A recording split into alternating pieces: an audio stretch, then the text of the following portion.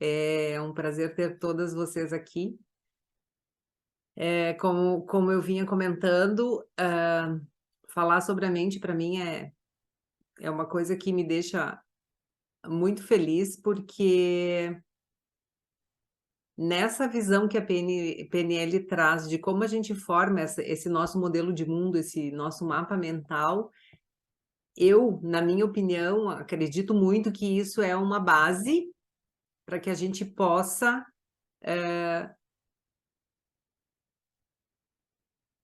como é que eu vou dizer? Para que a gente possa entender aonde a gente está, o porquê que a gente está onde a gente está, né.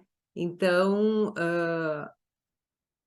é um projeto que eu gostaria de que continuasse, né, inclusive até gostaria de pedir para quem está participando, que fosse pensando em, para a gente ver algumas sugestões de assuntos dentro do que a mente, do que a gente pode estudar a respeito da mente, para a gente ir montando alguma coisa nesse sentido. Eu tenho muito material também, já alguma coisa já pronta de palestra, de coisa assim, e só que eu sempre entendi que essa parte da de como a gente está montando, de como a gente passou o processo de montar esse nosso modelo de mundo, que dentro da PNL, tudo que a gente tem dentro da nossa mente, eles chamam de mapa mental ou modelo de mundo. Então, explicar isso é como se a gente conseguisse expandir um pouquinho a nossa mente para depois receber tudo aquilo que a gente pode e merece receber, tanto do universo quanto de tudo aquilo que a gente for procurar em termos de auxílio para nos melhorar cada vez mais e autoconhecimento também. Então, eu vou compartilhar a tela com vocês aqui e eu vou começar a falar a respeito de uma analogia que a PNL faz de nós com um diamante, tá? De que forma, a gente pode ser comparado a um diamante. Eu vou compartilhar aqui a tela com o slide aqui, para ficar mais fácil para gente entender isso aqui. Então, assim, dentro da PNL, tá, eles colocam que o processo de lapidação do diamante é bem semelhante com o nosso processo. Por quê? Porque a qualidade da lapidação, né, determina o valor que a joia vai ter lá no final. Então, tanto no brilho da pedra, quanto a lapidação em si. O diamante é o material mais duro que se conhece na natureza, né? E ele é comparado a nós, se a gente conseguir perceber essa semelhança, ele vai ajudar a gente a crescer. Então, assim, semelhante a gente por quê? Porque nós somos duros quando a gente não quer mudar, né? Aí a gente tem a semelhança com esse cristal, com esse diamante que é duro. A gente é inflexível quando queremos que o mundo seja da forma como a gente quer, né? A gente não se dobra, a gente fica batendo o pé para que as coisas sejam da forma que eu quero que seja. A gente quer tudo do jeito que a gente quer, né? A gente não quer perdoar, e o perdão é uma compreensão racional e adulta sobre aquilo que aconteceu anteriormente. Então, nesse sentido, a gente pode dizer que a gente é duro como um diamante. Antes, ele era essa pedra bruta, né? Mas depois que eles tiram essa pedra bruta, eles veem o que eles chamam da etapa do bloqueamento, que é onde o diamante começa a ter um atrito, ele começa a raspar uma pedra na outra, né?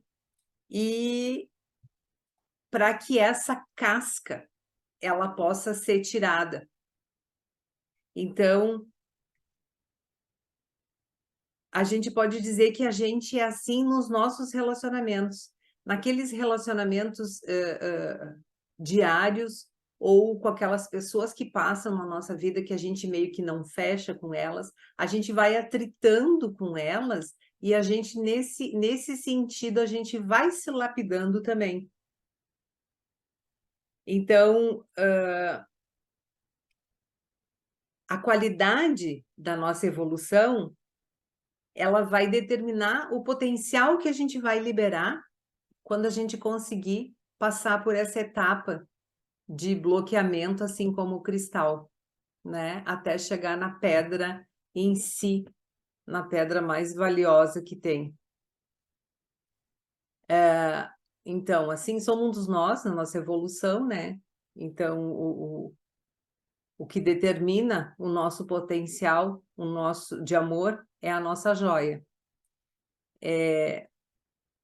Então, como eu falei ali, quando a gente passa por esse processo de nos relacionarmos com as outras pessoas, a gente vai atritando e vai conflitando e a gente vai crescendo. Quando a gente enxerga isso de uma maneira, quando a gente consegue enxergar isso como uma forma de crescimento, a gente acaba crescendo também, né? E a gente chega num ponto onde dentro a PNL fala para gente que é os 3 princípios básicos. Porque a nossa programação toda na nossa vida, ela começou principalmente, a maior parte dela foi instalada lá com a nossa consciência infantil. Então, a gente sente hoje, trabalhando com as pessoas, que muitas pessoas ainda sofrem hoje com coisas que aconteceram lá na infância, né? Só que para a gente sair disso, a gente tem que começar a enxergar esses registros que foram feitos na nossa mente com uma consciência adulta. Aí a gente consegue parar de sofrer em função daquilo que nos machucava. E os princípios básicos que entram nisso aí é que um deles é que quem muda somos nós. Porque quando existe um atrito entre um diamante e outro, ele serve para lapidar. A mesma coisa nos nossos relacionamentos, ele serve para lapidar a quem? Serve para me lapidar a minha joia e não o outro. Porque quem está buscando a mudança sou eu. E eu nunca posso buscar uma mudança pensando que eu vou conseguir modificar outra pessoa. Eu nunca vou conseguir fazer isso. A mudança vai ser em mim, né? E não nas outras pessoas. Outra coisa importante é que a mudança ocorre de dentro para fora. E é na forma que a gente enxerga a gente mesmo, né? Como eu enxergo as minhas experiências, as experiências que eu tive na minha vida toda e o significado que eu venho dando para elas. A minha mente automaticamente que vai dando esses significados. Então, nós mesmos somos responsáveis pela nossa evolução. Aí entra também a autorresponsabilidade por tudo aquilo que eu venho registrando dentro da minha mente. Deixa eu dar um ESC aqui, para voltar aqui para o... Daí, eu acho que a gente vai fazer assim, quem tiver dúvida depois, anota alguma coisa ali e no finalzinho a gente dá um tempinho, a gente conversa um pouquinho a respeito. Acho que fica mais fácil do que a gente ir parando, né? Acho que fica mais fácil assim.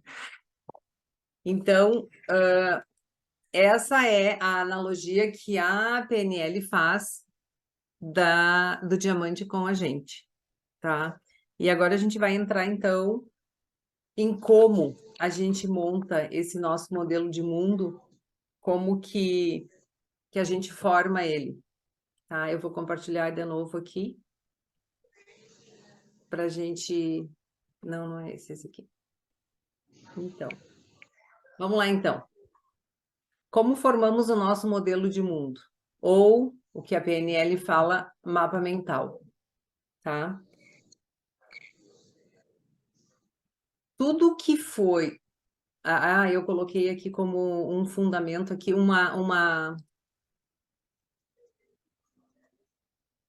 o que é a programação neurolinguística numa linguagem bem simples, assim, para a gente entender o que é a programação neurolinguística. Então, ela nada mais é do que a prática de compreender como as pessoas organizam seus pensamentos para realizar determinadas atividades ou até mesmo ao ter comportamentos, né? Porque tudo é um conjunto. Tudo isso se desenvolve também por meio de sentimentos, escolhas e emoções. Que nem eu disse, vai fazendo um conjunto. Todas as experiências que a gente teve durante toda a nossa vida, desde lá, no, no, no, no, no, no útero de lá para frente, todas elas foram registradas dentro da nossa mente, tá? Através dos nossos 5 sentidos, os visuais, auditivos e o sinestésico, que engloba tato, olfato e paladar. Esses eventos externos, eles, todos eles, sem exceção, tá? Eles são processados dentro da nossa mente, eles vêm, todos os eventos vêm para dentro da nossa mente, tá? Através desses sentidos, e eles sofrem o processamento interno com omissões, distorções, generalizações, dependendo sempre do nosso estado interno.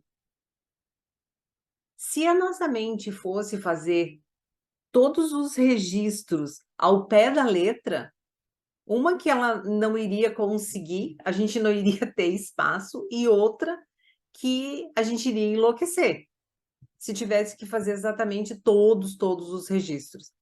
Então, o que ela faz? Ela acaba omitindo alguns fatos, né? Distorcendo alguma coisa, ou até generalizando algumas coisas.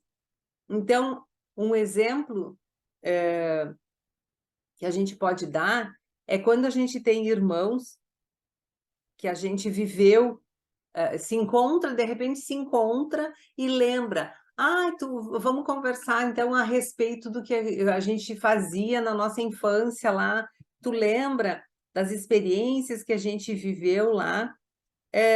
Muito provavelmente cada um vai lembrar de uma forma daquela experiência, porque ela vai ser processada dentro da minha mente, dependendo do meu estado interno.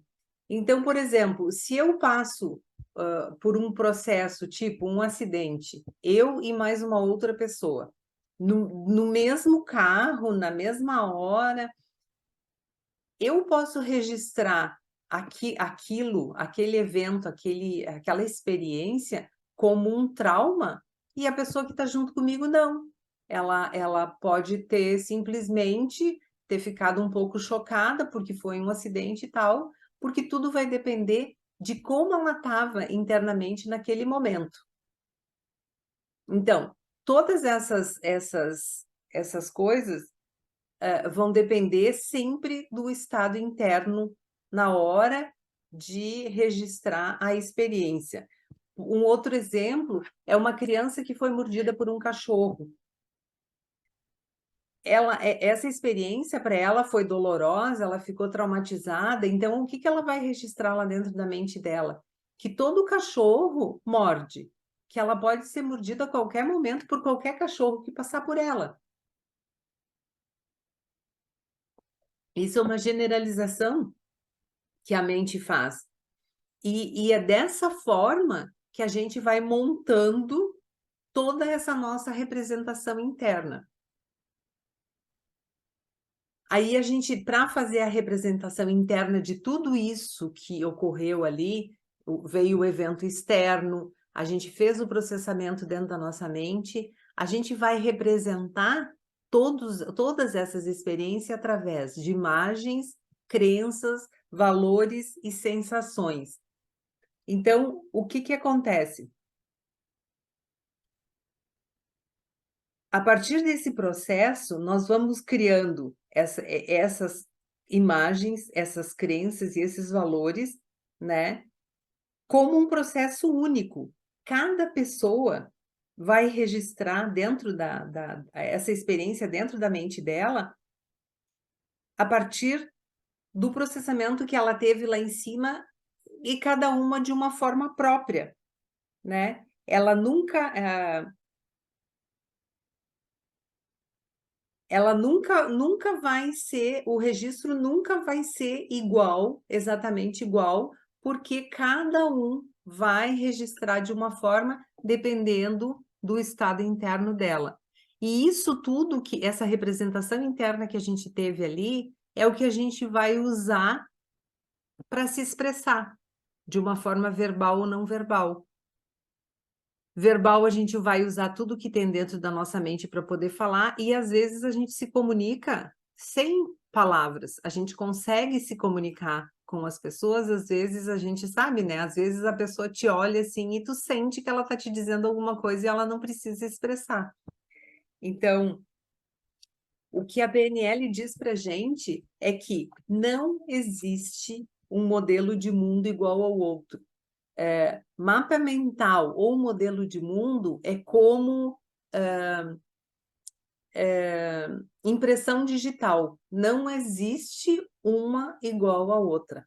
Cada um vai montar o seu, dependendo dos eventos externos que eles tiveram, a forma que ele usou para processar isso, omitindo, distorcendo, generalizando, dependendo sempre do estado interno, né? Ela vai fazer a representação daquilo lá dentro da mente dela, muita coisa vai virar crença, crenças que vão limitar o processo da vida dela, crenças que podem impulsionar a vida dela, né? Porque crença nada mais é do que uma coisa que eu acreditei verdadeiramente, né? Que eu acreditei e aquilo vira uma crença dentro da minha mente, tá? Aqui a gente vem com a composição da nossa mente ali.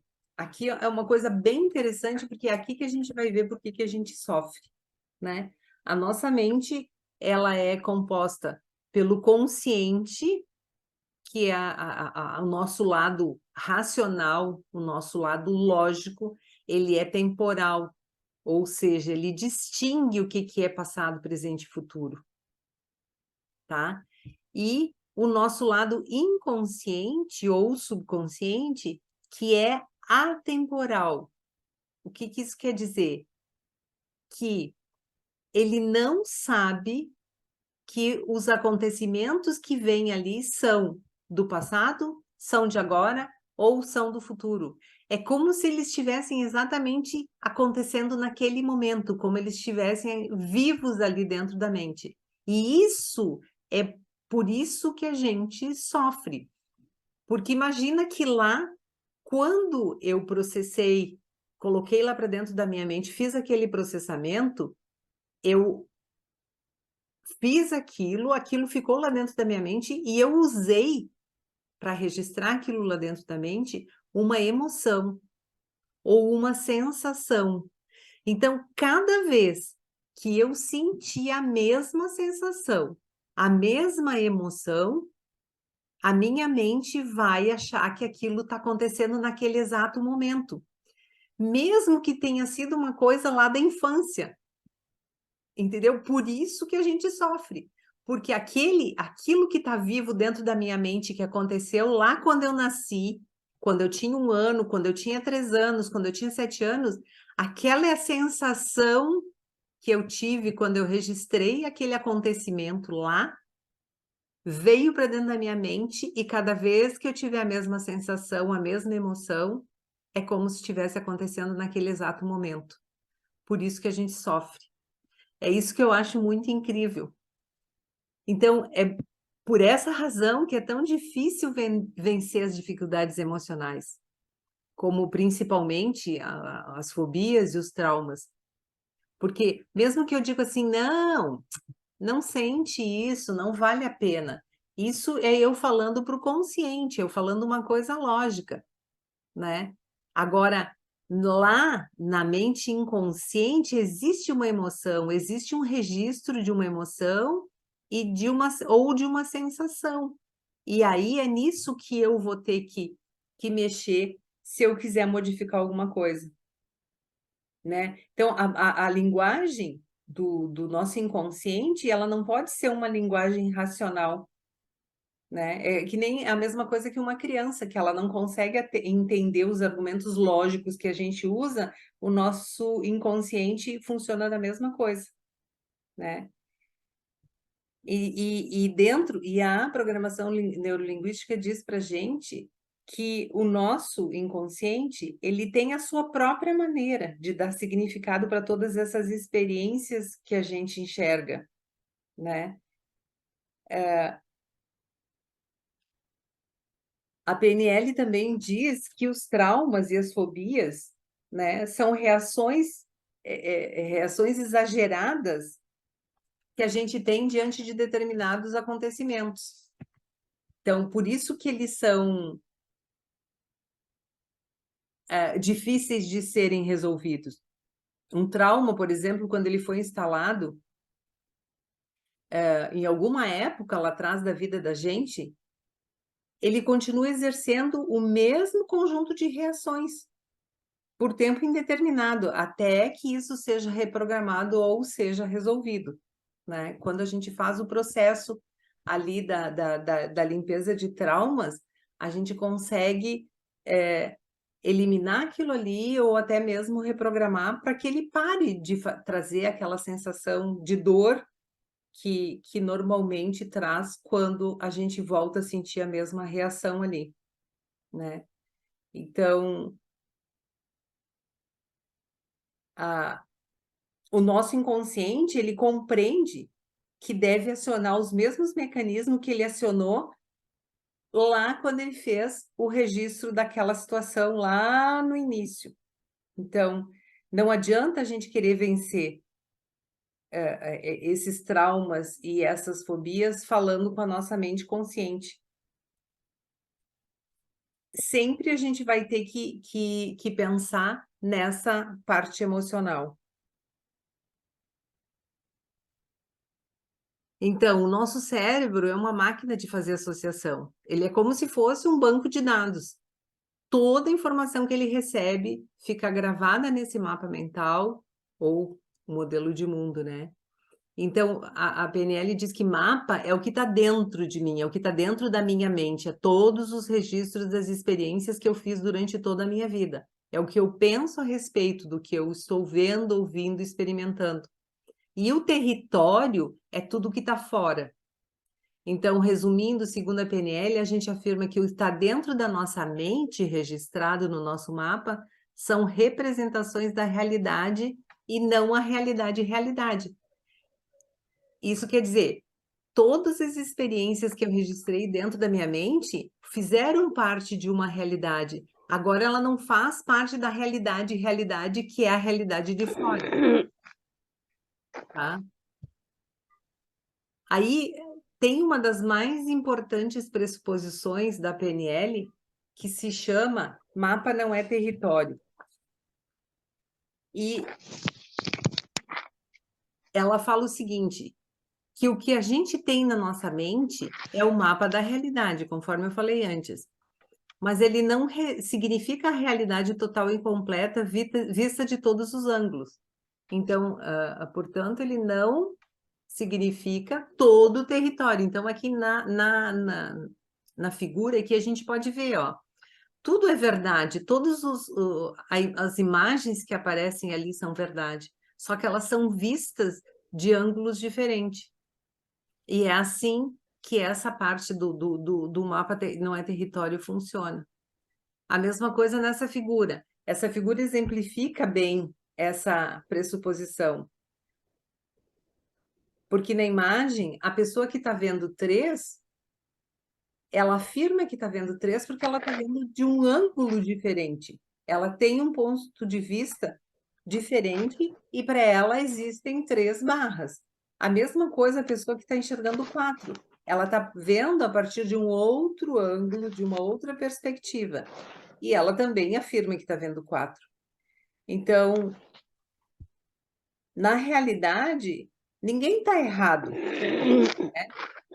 Nessa outra imagem, é a mesma coisa. Um enxerga 6, outro enxerga 9. Então, dependendo do ângulo que eu olho as imagens ali, tanto enxergo 3 como 4, como 6 ou 9, tá certo. Porque cada um está enxergando da sua perspectiva, do seu ângulo, né? E quantas vezes a gente fica falando e julgando as pessoas e dizendo, nossa, se fosse eu não faria dessa forma, se fosse eu não teria feito isso, se fosse eu não teria reagido dessa forma, ou falado isso, né? O que a programação neurolinguística traz com todo esse entendimento é que cada pessoa tem o seu modelo de mundo. Cada pessoa tem a sua forma de enxergar o mundo a partir das experiências que ela viveu, a partir do jeito e da forma que ela conseguiu processar essas informações de acordo com o seu estado interno. E foi compondo a sua representação interna do mundo. E é essa representação interna que ela utiliza para se expressar no mundo. Então, para mim foi assim super hiper importante aprender isso, porque foi uma forma de entender que ninguém é mais do que ninguém tem o direito de julgar ninguém, né? Que cada um viveu experiências e registrou elas dentro da mente dela de uma forma. Então, sempre dependendo do estado interno que ela tinha naquele momento, que nem eu disse, a gente pode passar por uma experiência exatamente no mesmo momento, a mesma experiência que cada um vai fazer um registro, porque tudo vai depender de como eu estou me sentindo internamente. E eu sempre gosto de passar isso, já fiz várias palestras na escola a respeito disso, justamente por ser um ambiente de trabalho, para a gente começar a pensar um pouco em parar de competir, né? Porque a gente vai entrar numa era agora que a gente vai ter que parar de competir. A gente vai ter que se ajudar. Vai ser cooperação e não competição. A competição vai ter que dar lugar para a cooperação, né? A gente vai ter que se ajudar mais. E é interessante porque como que isso vai acontecer? Eu imagino que cada vez que eu quiser tomar uma atitude e fazer alguma coisa, eu vou pensar, vai beneficiar o outro? Se vai beneficiar o outro, eu vou seguir. E se não vai beneficiar o outro, não é uma coisa que vai ajudar no coletivo, né? E essa forma da gente enxergar esse modelo de mundo, tudo isso que a gente tem dentro da mente da gente, para mim é uma coisa muito interessante. Eu não sei se todo mundo cria a mesma expectativa que eu quando falo a respeito disso. Ela ajuda a gente a enxergar de uma outra forma, né? De ter uma outra visão das coisas que acontecem. E ali, eu só vou botar mais um pouquinho aqui, porque eu só queria mostrar